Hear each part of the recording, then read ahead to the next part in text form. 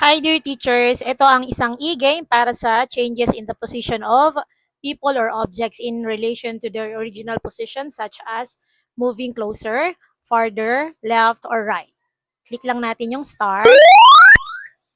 Describe the change in the position of an object using non-standard units, hand span, foot span, and then click the letter of the correct answer. Then click lang natin yung next. Number 1. Mira kicked the ball during their science class. How far it went? So, dito, ayan. So, meron din tayong illustrations dyan. Example, ang sagot niya ay B. So, this will be the landing page for every wrong answer. So, magbabak tayo para masagutan niya ng tama. Kung ang sagot niya na ay A, ayan. So, yan na ang ating landing page para sa correct answer. So, kung tama na yung sagot, next number na. Kali moved the chair further from the table. How far did it move? The chair moved 4 handspan closer to the table. And kumari, ang sagot niya ay A. So, the answer is wrong. Balik tayo. Ang sagot niya ngayon ay B.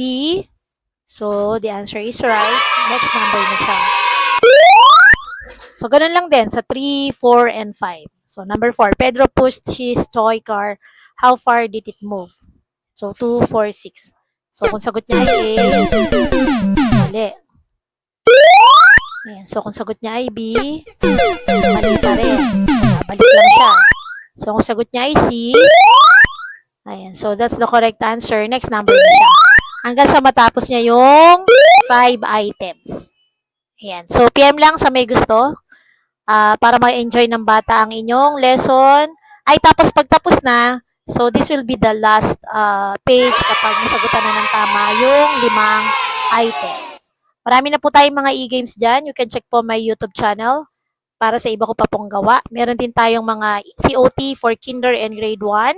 And also, meron din tayong PowerPoint from Quarter 1 to Quarter 4, Kinder to Grade 6. Yun lang. Happy teaching everyone. Bye-bye!